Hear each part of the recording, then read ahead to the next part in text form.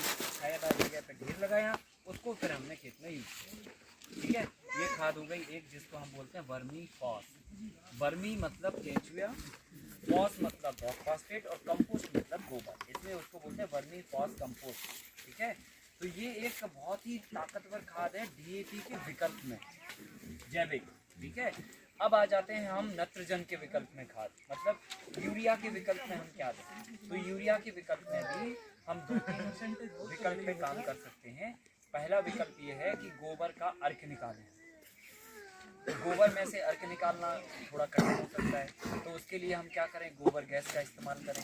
गोबर गैस में जो सैलरी निकलती है, सैलरी में क्या होता है ना, पानी ज़्यादा होता है, तो वो पानी हम जो है ना अलग निथार दें। तो उसके लिए सिस्टम थोड़ा बनाना पड़ेगा, वो इधर फार्म पे नहीं है तो मैं इधर दिखा देता, दूसरी जगहों पर है। तो उसमें क्या करते हैं ना, गोबर गैस की सैलरी जो निकलती है ना, उसमें जाली लगी होती है, जहाँ पर सैलरी गिर रही है उसके नीचे हम एक टंकी लगा देते हैं। तो वो सैलरी निकल के जाली पे गिरती है, जाली से नीचे लिक्विड आ जाता है और फिर उसके ऊपर ठोस मटेरियल आ जाता है। वो ठोस मटेरियल उठा के हम सीधा तुरंत रॉक फास्फेट मिला के रॉक फास्फेट मिला के केंचुए को खाने दे देते हैं। तो सैलरी से जो सॉलिड गोबर निकल रहा है वो आप केंचुए को तुरंत दे सकते हो खाने के लिए।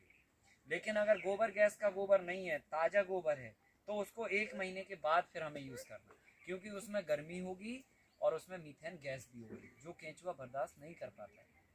क्लियर है ना। तो हमने गोबर गैस की सैलरी से लिक्विड जो है नीचे निकाल लिया। अभी वो लिक्विड को 500 लीटर पर एकड़ आप इस्तेमाल करोगे तो आपको यूरिया की बिल्कुल ज़रूरत नहीं पड़ेगी। तो ये एक यूरिया का विकल्प हो सकता है। देना वो ड्रिप से है। हाँ, ड्रिप से दो, फिर चाहे बहा के दो, चाहे स्प्रिंकलर से दो, कैसे भी दे सकते हो। 500 लीटर टोटल क्रॉप ड्यूरेशन में देना है। मान के चलो कोई फसल 6 महीने की है तो 6 महीने में 500 लीटर देना है। 4 महीने की तो 4 महीने में 500 लीटर देना है। ऐसे 500 लीटर पर एकड़, पर क्रॉप। ठीक है, अब देखो दूसरा इसका ऑप्शन ये है कि हमारा जितना भी ग्रीन वेस्ट होता है ना, इसमें भी नाइट्रोजन बहुत होती है। अभी हमने आपको बोला ये हरी पत्तियां जो बनी ना, ये काय से बनी, नाइट्रोजन से ही बनी। इनमें सबसे ज़्यादा नाइट्रोजन एलिमेंट है। ये पत्ती जब पतझड़ होकर नीचे गिरती है तो इसकी नाइट्रोजन वापस एवापोरेट हो जाती है। बाकी के एलिमेंट इसमें रहेंगे, लेकिन नाइट्रोजन मूवेबल एलिमेंट है, इसलिए एवापोरेट हो जाता है, ये उड़ जाता है, वायुमंडल में चला जाता है। और वायुमंडल में 70% ऑलरेडी नाइट्रोजन है, तो ये जाके उड़ के नाइट्रोजन जमा होती जाती है ऊपर। तो हमको क्या करना, इसको कलेक्ट करना, इसको उड़ने नहीं देना। तो हम क्या करते हैं, जो भी ग्रीन वेस्ट हमारी क्रॉप्स होती हैं, मान के चलो लौकी है फॉर एग्जांपल, या फिर आलू है, आलू का उदाहरण लेते हैं। आलू का ठीक है नीचे कंद बन गया, लेकिन अभी उसकी पत्ती में हरापन है, थोड़ा हल्का पीलापन है, उसमें नाइट्रोजन अभी भी है। अगर हम उस आलू के पेड़ को काट के वहीं छोड़ दिए तो अगले 2 दिन के अंदर उसकी सारी नाइट्रोजन उड़ जाएगी, बाकी की चीज़ें उसमें रहेंगी। तो क्या करना, वो टाइम पे जैसे ही आपने काटा उसको, और काट के आप एक चाप कटर मशीन लो छोटी वाली, और उसमें वो डाल दो, तो वो क्या होगा, छोटे छोटे टुकड़े बना देगा। अब उन टुकड़ों को पानी के साथ मिक्स करके एक टंकी में आप भर के रख दो और उसका ढक्कन बंद करके रख दो। 1 महीने के बाद आप नीचे एक होल बना के उससे बूंद बूंद करके वो लिक्विड कलेक्ट करेंगे ना, वो शुद्ध यूरिया होता है आपका। तो वो यूरिया आप 500 लीटर पर एकड़ वो भी आप इस्तेमाल कर सकते हैं। तो उससे भी आपको यूरिया की ज़रूरत खेतों में नहीं पड़ेगी। अगर ड्रिप लगी है तो ठीक है, ड्रिप से दो, स्प्रिंकलर लगा स्प्रिंकलर के साथ दे दो, और नहीं तो बहा के पानी के साथ दे दो, या ऐसे ही छिड़क के दे दो। तो ये एक विकल्प है यूरिया का। मतलब पत्ती अगर हरी है तो उसमें यूरिया है, नाइट्रोजन है, नाइट्रोजन है, मतलब हरी है तो डाल दो आप इसे कर दो। हाँ बिल्कुल। और सफेद मतलब हो जाए, सूख जाती है तो नहीं, सूख जाती तो नाइट्रोजन उड़ गई ना उसकी, क्योंकि नाइट्रोजन का स्वभाव मूवेबल है, तो इसलिए उसमें नाइट्रोजन नहीं रह पाती, बाकी सब रहता। जैसे अभी इसमें गंधक होगा, ठीक है, पोटेशियम होगा, फॉस्फेट होगा, ये सब एलिमेंट होंगे पत्ती में, पर नाइट्रोजन नहीं होगी। ऐसा है। कितना पत्ती डालना है उसमें, हमारे 500 लीटर बनाने की? जितना आपका कैपेसिटी हो टंकी का, अच्छा, तो आधा पानी आधा ये वजन के हिसाब से। मान के चलो 500 लीटर पानी लिया तो 500 किलो पत्तियां होना चाहिए। वो सब पत्तियां नहीं, मतलब कोई भी चीज हो सकती है, वो वेस्ट चाहिए टोटल हमको, ग्रीन वाला कुछ भी हरा, बस हरा। तो ये ग्रीन वेस्ट में नाइट्रोजन हम इस ढंग से कलेक्ट कर सकते हैं। तीसरा एक विकल्प होता है एजोला ग्रास को उगा के भी आप नाइट्रोजन की कमी को पूरा कर सकते हैं। एजोला ग्रास एक ग्रीन एल्गी है और ये पानी में उगा सकते हैं हम खुद भी। उसके लिए 4 बाई 12 बाई 1 फीट ऊंचा हम खड्डा खोद दें, 1 फीट गहरा सॉरी, या तो फिर हम उसको एक पिट पे रख लें और फिर उसके बाद हम उसमें 2 किलो गोबर, 2 किलो गुड़ और 2 किलो अपना चूना, ये सब मिक्स करके वो उतना पानी में घोल दें और एजोला का जाके उसमें सीड छोड़ दें। वो मल्टीप्लाई होता जाता है और फिर वो बढ़ता जाता है। फिर वो एजोला ग्रास को हमने 250 ग्राम उसमें लिया एक बर्तन में, वो मिक्सी में उसका ग्राइंड करके पेस्ट कर दिया, उसको 15 लीटर पानी में मिला के स्प्रे कर दिया। इमीडिएटली जो काम यूरिया करता है ना वही काम वो करेगा। ऐसे ही इसका प्रभाव। तो बहुत एजोला क्या? एजोला ग्रास, एजोला घास बोलते हैं हाँ उसे। हाँ, तो ये चीज 3 विकल्प है हमारे पास यूरिया के, और मुझे लगता है सबसे अच्छा विकल्प किसान के पास किसी भी फसल का अवशिष्ट है ना। तो जरूरी नहीं है कि जब हमें फसल में देना तभी हम ये निकालें। टंकी में भर के रख लो, ढक्कन बंद करके रखो, नाइट्रोजन बराबर रहेगी, उड़ेगी नहीं वो। तो कभी कर सकते, सब में सभी में जितना भी ग्रीन वेस्ट होता है ना हमारा, सभी ग्रीन वेस्ट में हमारी नाइट्रोजन होती है। इसको कंपोस्ट करने की जरूरत तो नहीं है ना फिर? नहीं, वो तो जब आप टंकी में पानी के साथ मिक्स करके डालेंगे तो वो कंपोस्ट ही होगा। उस टंकी में ढक्कन देना जरूरी है? हाँ, नहीं तो नाइट्रोजन उड़ जाएगा। नहीं तो फिर तो वो फिर वहाँ उड़ेगी। ऐसा है, अधिकतम 20 दिन, मैक्सिमम मतलब 30 दिन बहुत है। फिर तो आप 6 मंथ तक भी रख सकते हैं, मतलब वही डाइल्यूट करके। हाँ, मतलब एयर टाइट आपको पैक करके रखना, तो आप 6 मंथ भी रख सकते हैं ऐसे। तो नाइट्रोजन ये छोटे छोटे लेवल पे किसान अपने से, देखो एक 200 लीटर का आप टंकी खरीद के रख लो, ठीक है, 1000 रुपए का खर्चा है। हमने कोई भी फसल लगाते हैं, ठीक है, हरा वेस्ट होता ही है हमारे पास, तुरंत जो है ना हमने उसको लाए, चाप कटर में डाला, वही दिन हमने पानी मिक्स करके ढक्कन बंद करके छोड़ दिया, बात खत्म। इतना ही तो करना है खाली। तो हम सफाई तो करते ही है ना अपने खेतों की, फसल को हटाते हैं तो हटा के सीधे टंकी में डाल दो आप। बूंद बूंद सोने के लिए। फिर उसमें क्या करना, टंकी के नीचे आप तो या तो पहले टंकी में होल बना के नल लगा लो पहले ही, ठीक है, और नल को तब खोलो जब 1 महीना हो जाए। और या तो फिर बाद में ही छेद करो, तो पहले होता है ना टंकी में पहले ही नल लगा लो आप, फिर आपको केवल नल खोलना बस हो, ऐसे है ना ये चीज। नल से पूरा एक बार गिरा लेंगे? नहीं, वो गिरता रहेगा थोड़ा थोड़ा करके, हफ्ता 10 दिन में पूरा गिरेगा, ऐसे होएगा। हाँ, थोड़ा थोड़ा गिरेगा। एक चीज पूछनी थी, हाँ, जैसे लेमन ग्रास है, पामारोज है, ये एरोमेटिक ऑयल है, इनमें फ्रूटिंग वूटिंग तो होती नहीं है। इनमें अपन नाइट्रोजन और फास्फोरस दें बस बहुत है, कि पोटेशियम भी जरूरत रहती है? अगर नहीं दें तो चलेगा? नहीं, जरूरत तो रहती है, माइनर लेवल पे तो रहेगी। जो स्टेम बनेगा ना, हाँ। वो स्टेम में ऑलरेडी फॉस्फेट की जरूरत पड़ेगी, पर वो ज्यादातर नाइट्रोजन बेस्ड ही ये क्रॉप है। हाँ। अगर आप नहीं भी दोगे तो नेचुरली जितना मिट्टी के पास होगा तो थोड़ा बहुत ले, वो उतने से काम चलता रहेगा। मतलब हम लोग ये 2 बस दें तो भी चलता है? तो भी चलता है, बिल्कुल, है ना। नहीं, वो तो डेली बेसिस पे मल्टीप्लाई होती है, लेकिन आप इतना सा छोड़ोगे तो लगभग 10-15 दिन 20 दिन तो रुकना पड़ेगा, तब जाके वो पूरा फिर बैग आपका भर पाएगा, मतलब आप उससे निकाल सकते। दूध बढ़ाने के लिए डेली बता रखा है ना मैं यूट्यूब पे भी, गाय का जो क्या क्या खाना, क्या सिस्टम। 13 लीटर पानी, वो तो तुरंत उसको रखने की जरूरत नहीं है, वो तैयार है। 250 ग्राम तो 13 लीटर पानी। 13 लीटर। तो ये चीज जो है ना आपको यूरिया के। अब आती है बात पोटास के विकल्प की। पोटास कैसे बनाए? तो पोटास के लिए जो यूरिया का हमने आपको तरीका बताया ना, वही में 2 तरीके हैं। इसमें ग्रीन वेस्ट और ड्राई वेस्ट दोनों चल सकता है। यूरिया के लिए केवल ग्रीन वेस्ट चाहिए, और पोटास के लिए ग्रीन वेस्ट या तो ड्राई वेस्ट। ड्राई वेस्ट मतलब जो ये पत्तियां पड़ी हुई हैं मान के चलो, ये सब चलेंगी। तो ये हमने छोटे छोटे इनके पहले टुकड़े कर लिए, फिर हमने 100 किलो पत्ती पे 1 किलो हमने नमक मिलाया, क्रिस्टल वाला वाइट समुद्री नमक, ठीक है। तो ये ठीक है 5, 7, 8 रुपए किलो आसानी से मिल जाता है। तो हमने वाइट वाला क्रिस्टल नमक, समुद्री नमक, जो पहले हम खड़ा नमक बोलते थे, जिसे हम सिलबट्टे पे उसको पीसते थे, हम ये आयोडीन नमक यूज नहीं करते थे बुरा बुरा, तो वो क्रिस्टल वाला नमक हमको चाहिए 1 किलो 100 किलो कचरे पे। तो हमने मान के चलो एक पूरा अपना खेत साफ किया, देखा था अभी तो अंदाज से 500 किलो कचरा लग रहा है। तो हमने 500 किलो कचरे को टुकड़ा किया, उसमें हमने पानी छीटा, थोड़ा सा मॉइस्चराइज किया और फिर उसमें 500 किलो में 5 किलो नमक मिक्सचर करके और पिट बना दिया। पिट मतलब 4 फीट चौड़ा घेरा लगा दिया, 4 फीट चौड़ा और 2 फीट ऊंचा और 10 से 12 फीट लंबा। सो हम 10 से 12 फीट लंबा, 4 फीट चौड़ा और 2 फीट ऊंचा ऐसा पिट बना देंगे और फिर उस पर जूट का बोरा ढक देंगे। सो इसमें जैसे वो जो वेस्ट और वेस्ट में कितना नमक मिलाने के बोल रहे हैं? नमक जो है ना 100 किलो पे 1 किलो। 100 किलो पर 1 किलो। हाँ। 100 किलो पर 1 किलो मिला के और वो पीट में डाल दें। पिट में नहीं डालना, पिट ही बनाना। मान के चलो ये जमीन पे ही पिट बनाना, तो कैसे बनाओगे? 4 फीट चौड़ी जगह में, 2 फीट ऊंची जगह में और 10 से 12 फीट लंबी जगह में आप उसको भर दो, मतलब हिप बना दो। 2 फीट ऊंचा ढेर लगा दो, 4 फीट चौड़ा ढेर लगा दो और 10 से 12 फीट लंबा ढेर लगा दो। ऐसा ढेर ही लगा दो। हाँ, ऐसा यू शेप का। हाँ, और फिर जाके उस पे जूट का बोरा ढक दो और फिर उस पे 20-20 दिन के अंतराल से थोड़ा थोड़ा आप स्प्रे करो पानी का या तो गौमूत्र का, जो अवेलेबल हो, और उसको थोड़ा सा क्रैश कर दो, मतलब पलटी कर दो। पलटी करने के बाद ये जल्दी डिकम्पोज हो जाएगा। 60 to 70 डेज में आपकी पोटास तैयार है। इसको आप 500 किलो पर एकड़ यूज करोगे, आपको 1 दाना पोटास डालने की जरूरत है। तो आपने कितना खाद बनाया अभी तक? 3 खाद बना दिए, 1 नाइट्रोजन, 1 पोटास और 1 अपना DAP।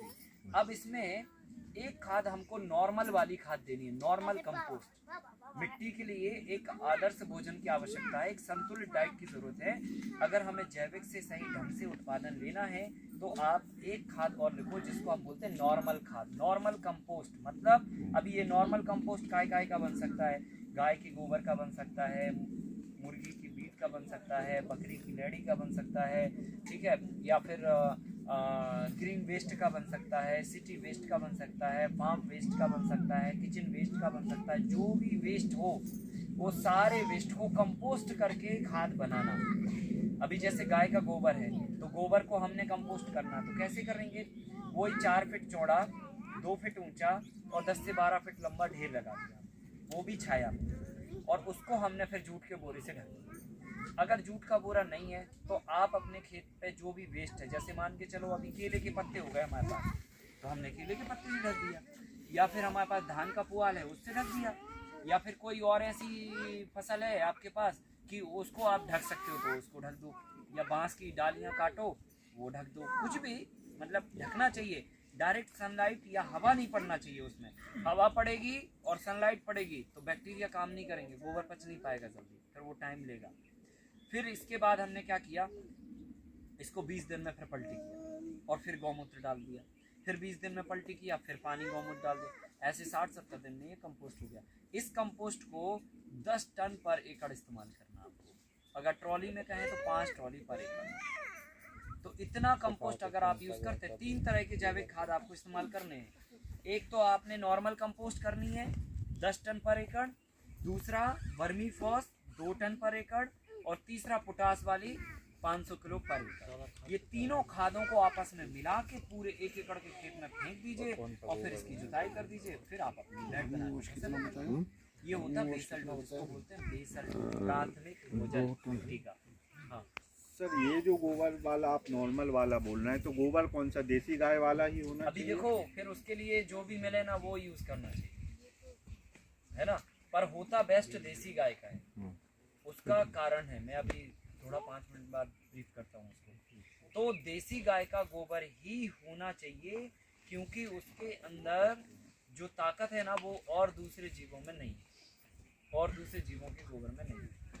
तो ये चीज जो है ना, मतलब 3 चीजों को आपस में मिला के 1 एकड़ के खेत में आप ब्रॉडकास्ट करिए, मिट्टी का संतुलित आहार पहुंच गया। और आपके पास अभी जो नाइट्रोजन वाली खाद है ना, उसको पानी के साथ में मिला के देना, क्योंकि वो लिक्विड है, ठीक है, तो उसको पानी के साथ मिला के दो। अब इसके बाद एक खाद और है जो आपको बनानी है, वो है मटका खाद, जो हर 10 से 15 दिन के अंतराल में पानी के साथ घोल के देना है। तो चाहो तो पानी, नाइट्रोजन वाली खाद और मटका खाद तीनों को एक साथ में मिला के दो, तो ये इमीडिएटली इंस्टेंट यूरिया का काम करती है और माइक्रो न्यूट्रिएंट को भी अवेलेबल कराती है। तो ये बनती कैसे है, 5 चीजें चाहिए इसको बनाने में। 20 kg देसी गाय का गोबर, देसी गाय का ताज़ा गोबर 20 किलो, देसी गाय का ताज़ा यूरिन या पुराना यूरिन 20 लीटर, ठीक है। 2 किलो उड़द की दाल का आटा, अभी उड़द के अलावा और कुछ नहीं चलेगा, उड़द की दाल का ही आटा चाहिए। इससे फर्मेंटेशन के बैक्टीरिया बहुत फास्टली ग्रो करते हैं, सड़ाने वाले बैक्टीरिया जल्दी ग्रो करते हैं। तो 2 किलो उड़द की दाल का आटा ले लिया, 2 किलो हमने गुड़ ले लिया पुराना, और 2 किलो लेनी है सरसों की खली। सरसों की खली मतलब जो है ना, सरसों को पेरने के बाद, तेल निकालने के बाद जो खल बचता है ना, वो हम लोग गायों को खिलाते हैं सरसों की खली। तो 2 किलो सरसों की खली, 2 किलो गुड़, 2 किलो उड़द की दाल का आटा, 20 लीटर गौमूत्र और 20 किलो गोबर, इन पांचों चीज़ों को मिला के एक बर्तन में रखना। लोहे के बर्तन को छोड़कर कोई भी धातु के बर्तन को रखना। तो ठीक है, आप प्लास्टिक में भी रख सकते हो, मिट्टी में भी रख सकते हो, स्टील के बर्तन में भी, जो भी आपके पास अवेलेबल हो। तो वो हमने मिक्स करके उसमें भर दिया बर्तन में, और उसको कपड़े से मुंह बांध दिया। तो ऐसे कोई भी ऐसे कपड़े से बांधना जो मतलब पैक ना हो, मतलब जालीदार थोड़ा कपड़ा हो, वो कपड़े से हमने मुंह बांध दिया उसका, और मुंह बांध के हमने 5 दिन तक के लिए रख दिया, खाली 5 दिन। 5 दिन के बाद कपड़ा हटाया और हमने उसमें डंडा डाल के उसको क्लॉकवाइज और एंटी क्लॉकवाइज घुमा दिया। अब ये खाद तैयार। अब इसको आप थोड़ा और पानी मिला के, चाहे जितना पानी मिलाना उतना पानी मिला के 1 एकड़ के खेत में आप पानी के साथ बहा के पिला दो इसे। इससे क्या होगा, आपकी फसल का जो बैकअप है ना, वो बना रहेगा, नाइट्रोजन और सूक्ष्म पोषक तत्व मिलते रहेंगे, फसल बिल्कुल कमजोर नहीं होगी। तो ये एक संतुलित डाइट है, आदर्श डाइट है। 3 खाद आपको बेसल डोज में यूज करने हैं, नॉर्मल कंपोस्ट, पोटाश वाली खाद और वर्मी फॉस, और 2 खाद जो है ना आपको पानी के साथ मिक्स करके देनी, मटका खाद और वो नाइट्रोजन वाली खाद और पानी। बस इतना ही है खेल। इतने से, और जो मात्रा हमने बताई, ये मात्रा मेंटेन करने से आपका मतलब एक संतुलित डाइट और एक कंप्लीट डाइट प्लांट्स को मिलती है, और इससे आपका प्रोडक्शन बढ़ता है, घटता बिल्कुल भी नहीं है। पहली साल ही बढ़ जाएगा, फिर निरंतर ये बढ़ता रहेगा। क्लियर ना? तो ये चीज़ मैंने आपको बता दी। ये ग्रीन वेस्ट से जो नाइट्रोजन बनाया, तो वो पानी जब बाहर आएगा पानी साथ, तो वो रिटेन कर पाएगा पानी, उसको निकल जाएगा? हाँ, कर पाएगा। जो कितने दिन तक, जैसे वो बार बार थोड़ा थोड़ा टपकेगा, तो 4-5 दिन का टाइम लगेगा? हाँ, 5-7 दिन तक टपकेगा, तो हम ठीक है उसको ऐसे घड़े में कलेक्ट कर लें जिसमें वो मतलब इवापोरेट ना हो पाए, या तो ढक्कन बंद हो, उसी में अंदर टोंटी का मुंह कर दें हम, ऐसे कुछ करना पड़ेगा। उसको फिर आप ठीक है ये तरह के कंपोस्ट में यूज कर लो, या नॉर्मल हम कंपोस्ट बना रहे हैं या पोटेशियम कंपोस्ट बना रहे हैं, उसी में मिला दो उसको, जो लास्ट का वेस्ट। मटका खाद में क्या होता है? तो ऐसे करके वो ड्रम वाला खाद होता है जो बनाते हैं। अभी थोड़ा हम गाय के बारे में 5 मिनट आपको सारे ये brief कर देते हैं न्यूट्रिएंट्स थोड़ा हैं जल्दी से। जो देसी गाय को ही हमें क्यों इस्तेमाल करना है? देखो भारत में अलग अलग लोगों की मान्यताएं हैं, और लोग जो है ना अलग अलग मानसिकता से चीज़ों को सोचते हैं। मैं आपको एक सोच दे रहा हूँ, हो सकता है आपके जीवन में वो लागू आप कर लें तो शायद परिवर्तन आ सकता है। संसार जो बना है ना, वो जीवों से बना है। संसार जो है ना हमारा, वो जीवों से बना है, और इस संसार में कितने सारे जीव हैं आपको गिनती नहीं पता। लगभग 84 लाख जीव इस धरती पर जी रहे हैं, जो बैक्टीरिया, वायरस से लेकर इंसानों तक भी है। अभी ईश्वर की जो रचना है ना, ईश्वर की रचना में कोई भी जीव जो है बिना कला के इस धरती पर नहीं जी रहा है। हर एक के पास कला है। ऐसा कोई भी जीव आप उठा के बता दो जिसके पास कोई कला ना हो। केंचुआ इतना सा जीव है छोटा सा, लेकिन इतनी कला है उसके पास कि वो दिन रात पानी को रिचार्ज करने के लिए काम करता रहता, मिट्टी में होल बनाता रहता। मतलब जो विश्व का सबसे पढ़ा लिखा आदमी, सबसे ज़्यादा पैसे वाला आदमी भी काम जो नहीं कर सकता, वो इतना सा जीव एक उंगली का काम करता है। और कभी स्कूल नहीं गया हो तो बताओ आपने कभी देखा हो केंचुआ स्कूल पढ़ने जा रहा है ना? कभी कॉलेज पढ़ने जा रहा हो, है ना? कोई पीएचडी कर रहा हो। अरे भाई, वो विश्व का सबसे बड़ा काम कर रहा, पानी रिचार्जिंग का काम केंचुआ ही करता है। धरती पे जब पानी गिरता है ना, तो ये जो दिन रात होल बनाने का काम करता है ना केंचुआ मिट्टी में, इसी के माध्यम से धरती के अंदर पानी जाता है, फिर हमारे कुओं में और बोरवेल में पानी आता है। लेकिन हम उसकी तो कद्र करते नहीं है रत्ती भर भी, और ना तो उसकी कला को हम मानते हैं। हम अपना दिमाग बस घुसाते रहते हैं हर जगह, है ना? तो बिना कला के संसार में कोई भी जीव यहाँ पर नहीं है। इवन आप सबके पास भी एक एक कला है। जो ऊपर वाले ने आपको दी है। किसी के पास कुछ है, किसी के पास कुछ है। तो मेरा आप सभी से कहना ये है कि गाय को किसी भी जाति से, किसी भी धर्म से, किसी भी मजहब से मत जोड़ो। गाय को उसके गुण पर जोड़ो, क्योंकि गुण की जरूरत सबको है। अभी मैं आपको एक बात बोलता हूँ, गाय के पास एक गुण है जो मैं अभी आपको बताने वाला हूँ। जैसे मैंने बताया केंचुए के पास एक गुण है, वो क्या ये भेदभाव करता है ना कि हम ठीक है इस जाति के लोगों का पानी रिचार्ज नहीं करेंगे, या उस जाति के लोगों का पानी रिचार्ज नहीं करेंगे, या इस रंग के लोगों का पानी का रिचार्ज नहीं करेंगे। वो तो ऊपर वाले ने जो उसको गुण दिया है ना, वो हर समय वो काम करेगा। उसको ना जाति से मतलब है, ना धर्म से मतलब है, ना मजहब से मतलब है, ना किसी चीज से मतलब है। तो जब वो एक यूनिक आइडेंटिटी पे काम कर रहा है, ईश्वर के बनाए हुए लॉ पे काम कर रहा है, तो हम फिर क्यों नहीं कर रहे? ये हम क्यों उलझे हुए हैं छोटी छोटी चीजों में, और अपने पूरे मानव जाति के अस्तित्व को बर्बाद करने की कगार पर हम अपने आप को लेके जा रहे हैं। ठीक है, अभी आपको मैं बताना चाहता हूँ, ऐसे संसार में कितने सारे जीव हैं जिनके पास कलाएं हैं, तो गाय के पास भी एक कला है। अभी मैं जैसे मधुमक्खी का एक उदाहरण ले लो। मधुमक्खी के पास जो कला है वो आपके पास है क्या? आप फूल से शहद बना सकते क्या? मैं आपको दे देता हूँ एक ट्रॉली फूल और आपसे कहता हूँ 2 बूंद जरा शहद निकाल देना। आप मर जाओगे पीएचडी करके, हार्वर्ड यूनिवर्सिटी में क्यों नहीं पढ़ के आए हो, पर 1 बूंद शहद नहीं निकाल सकते फूल से।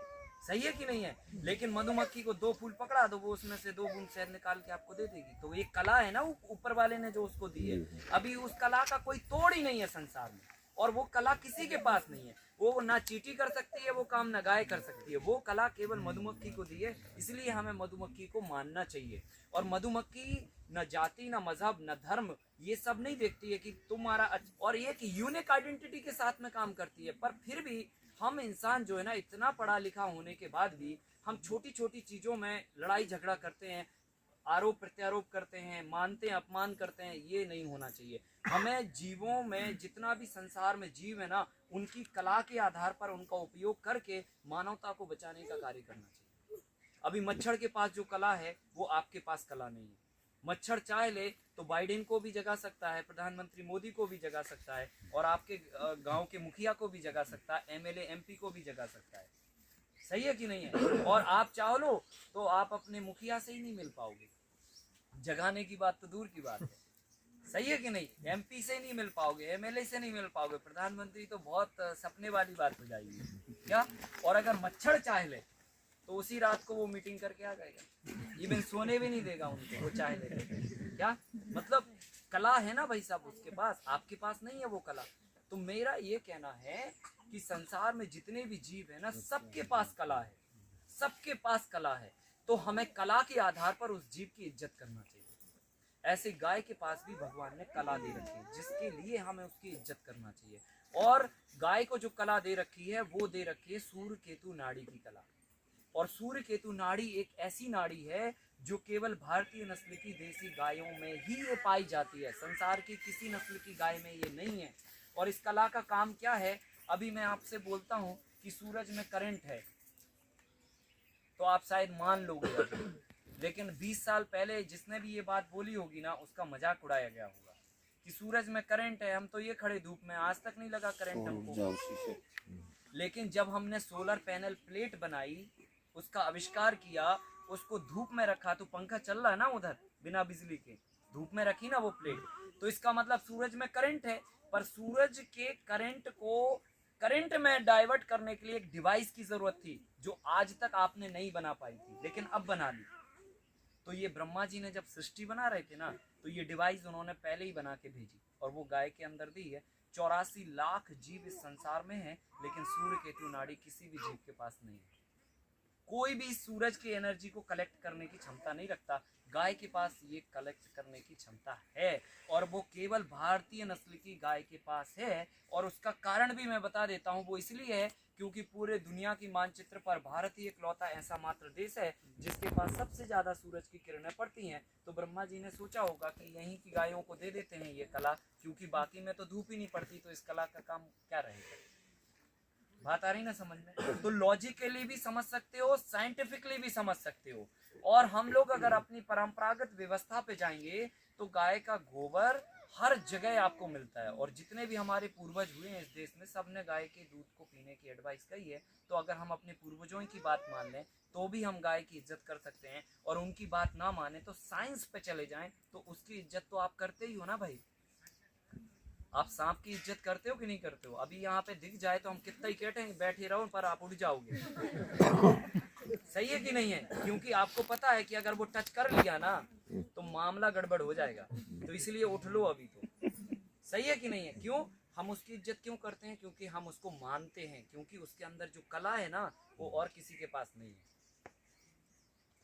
समझ गए ना? तो हम इज्जत किस बात की कर रहे हैं? सांप की कर रहे हैं या उसकी कला की कर रहे हैं? अगर सांप काटता नहीं होता ना तो आप खेल बना देते उसको, जैसे किसी का साथ किया। समझ रहे हो ना? जैसे बिल्ली को हमने खेल बना दिया, कुत्ते को हमने खेल बना दिया, है ना? हर एक के गले में हमने पट्टा पहना दिया, समझ रहे हो ना? ऐसे करने लगते हम, लेकिन हम सांप नहीं पालते क्यों? हम पता है वो मामला गड़बड़ कर सकता है। तो हम उसकी इज्जत कला के आधार पर करते हैं। इसलिए गाय की इज्जत भी कला के आधार पर होना चाहिए, जाति मजहब या किसी भी उससे नहीं होना चाहिए कि नहीं ये नहीं होना चाहिए करके। आप उसके पास जो कला है वो कला आपके लिए जरूरत है। जैसे सोलर पैनल प्लेट की जरूरत हर जाति मजहब के लोगों की है कि नहीं? आप बताओ, ये ऐसे थोड़ी है कि सूरज का करंट अच्छा है ये जाति के लोग नहीं बनाएंगे, या सोलर पैनल प्लेट कह दे कि ये जाति के लोगों का करंट नहीं बनाएंगे। तो हम फिर यार क्यों उलझे हुए हैं छोटी छोटी चीजों में? हम उस बात को समझें, ईश्वर की बनाई हुई रचना की इज्जत करें, ठीक है? जो गाय के पास सूर्य केतु नाड़ी है, वो सूर्य केतु नाड़ी का काम है सूरज की एनर्जी को कलेक्ट करना, और वो जब सूरज की एनर्जी को कलेक्ट करती है, वो डिवाइस उसके अंदर है, तो वो उसके कारण गोबर में भी वो करंट आता है, वही करंट दूध में आता है, वही करंट मूत्र में आता है। इसलिए टाटा मेमोरियल हॉस्पिटल में अगर आप प्राइमरी कैंसर का अगर आप पेशेंट लेके जाएंगे तो वो पहले कहते हैं कि आप गौमूत्र पीना चालू करो, क्योंकि ये साइंटिफिकली अब सिद्ध हो चुका है कि गाय के गोबर में और यूरिन में करंट है, वो सूरज का करंट है। और ये डिवाइस नेचुरली है। जैसे सांप नेचुरली कितना दूध पिलाओ वो जहर बनाता है, वैसे ही गाय को कोई भी घास खिलाओ वो करंट बनाएगी, समझ रहे ना? क्योंकि उसके पास वो डिवाइस है बनाने की, वो किसी के पास नहीं है। मधुमक्खी के पास डिवाइस है शहद निकालने की, वो किसी के पास नहीं है। ऐसे वो डिवाइस हमारी भारतीय नस्ल की गाय के पास है, इसलिए हमें उसकी इज्जत करना चाहिए और उसको पालना चाहिए और उसको बढ़ाना भी चाहिए। और उससे हमें जो करंट युक्त गोबर मिला, वो गोबर से हमें घर के दरवाजों को लीपना चाहिए। हम पहले लीपते ही थे, आप सभी लोग लीपते थे। उसका कारण ये होता था कि घर के अंदर कोई भी बाहर की जो अनावश्यक चीज़ें हैं, बैक्टीरिया वायरस हैं, वो घर के अंदर प्रवेश ना कर पाएँ, इसलिए हम गाय के गोबर को दरवाजे पर लीपते थे।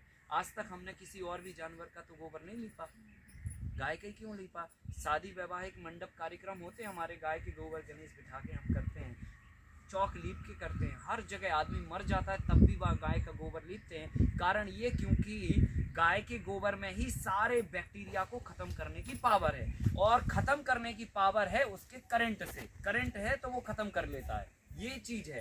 तो अभी आपको अगर स्टडी करनी है, अगर आप ज़्यादा ही थोड़ा दिमाग लगाएं तो आप ऐसे लोगों पे अध्ययन करें जो दुनिया में अभी तक कोरोना महामारी से लोग मरे हुए हैं। आप ऐसे लोगों को जिंदा पाओगे और स्वस्थ पाओगे जो देसी गाय के आसपास इर्द गिर्द रहते थे या पालन करते थे या उसके संपर्क में दिन में कभी भी तो आते थे या गाय का गोबर उठाते। लगातार वो करंट के संपर्क में रहने से ये सब चीज़ें आपके अंदर टच नहीं होती हैं। इसलिए पहले के जो घर बनते थे वो घर में मिट्टी का लेप करके फिर बाहर से गोबर को पूरा लीपा करते थे। वो घरों में रहने वाले आज भी लोगों को डायबिटीज़ नहीं है, ब्लड प्रेशर नहीं है, शुगर नहीं है, अस्थमा नहीं है, कोई भी चीज़ नहीं है। ये स्टडी का विषय है, ये कथा का विषय नहीं है। ये मैं आपसे ये नहीं कह रहा हूँ कि आप हमारी बात ये सुनो, आप ये ग्राउंड पे जाके देखो, महसूस करो। जो लोग आज भी गोबर के घरों में लिपे रह रहे हैं उनको कोई बीमारी नहीं है, और जो लोग कंक्रीट में आ गए तो कहीं ये तकलीफ है, तो कहीं ये तकलीफ है, तो कहीं ये तकलीफ है, तो किधर पे भी तो तकलीफ है ना? तो इसलिए इस चीज़ को हमें समझना चाहिए, क्योंकि वो जीव हमारे बहुत काम का है ना? और गाय को माता का संज्ञा दिया गया है, और ये हर जगह आपकी जो है सिस्टम को सुधार के रखती है। पूरा विश्व आज सब चीज़ों से परेशान है, हम रेडिएशन से परेशान हैं। जो तनाव हमारे जीवन में बढ़ता जा रहा है उससे उम्र ख़त्म हो रही है, और तनाव इतना बढ़ता चला जा रहा है कि आईएएस लोग 10 रुपए की रस्सी पर झूल जाते हैं। मुझे समझ नहीं आता हमारी एजुकेशन का लेवल कहाँ जा रहा है। और हमारी सोच का स्तर कहाँ जा रहा है आप सोचिए। कई ऐसे आपने अखबारों में सुना होगा, उन्होंने कहा IAS थे, उन्होंने फांसी लगा ली। ये क्या है? ये तनाव है। ये इतना बढ़ गया जीवन में कि अभी हमें खत्म करने का इसका रास्ता नहीं मिल रहा। तो देसी गाय का जो गोबर है ना, वो रेडिएशन को कंट्रोल करता है। आप जो घर के दरवाजे पे गोबर लीपते हैं ना, वो रेडिएशन को ही रोकने के लिए लीपते थे। ये उसके पीछे का साइंस है। अभी दुनिया के कई देश इस पे काम कर रहे हैं। ब्राज़ील जैसे देशों में रिसर्च हो रही है, और कैलिफोर्निया में, तमाम कंट्रियों में लोग रिसर्च करके इसके महत्व को समझ के यहाँ की गायों को उठा उठा के ले जाके वहाँ पे इस पे काम कर रहे हैं और फ़ायदा ले रहे हैं। तो हमें इस बात को समझना चाहिए, कला के आधार पर जीव की इज्जत करो। और वो हमें कला चाहिए, हमें जीवाणु चाहिए, हमें एनर्जेटिक गोबर चाहिए। वो गोबर जब खेत में डलेगा तो जीवाणुओं को भी करंट मिलेगा। वो यूरिन जब खेतों में डलेगा तो वहाँ पे एनर्जी जाएगी। दूध हमारे पेट में जाएगा तो हमको एनर्जी आएगी। इतना ही साइंस है, इसके पीछे आगे पीछे कुछ भी समझने की आपको ज़रूरत नहीं। ठीक है, तो साइंस पर आप जाके इस पर काम करना चाहिए। ठीक है, तो ये तो हमने देसी गायों के महत्व के बारे में बताया। इसकी डाइटिंग के बारे में मैंने एक पूरी PDF बनाई है। एक गाय को क्या संतुलित आहार देना चाहिए, अगर वो आप संतुलित आहार देते हो तो निश्चित ही आप मानिए कि आप जो 2 लीटर दूध गाय देती है ना, उसको आप 4, 5, 7 लीटर तक भी आप आराम से लेके आ सकते हो। तो आपको बाहर से कैटल फीड लाने की ज़रूरत नहीं है, ना दाना लाने की ज़रूरत है, ना खली खिलाने की ज़रूरत है। कुछ चीज़ें हैं जो आपको खिलानी है गाय को, वो हम आपको लिटरेचर में दे देंगे, क्योंकि वक्त नहीं है अभी उन पे चर्चा करेंगे तो आधा घंटा हमारा निकल सकता है। ठीक है, तो वो PDF देंगे, तो उसमें से आप देख के वो आधार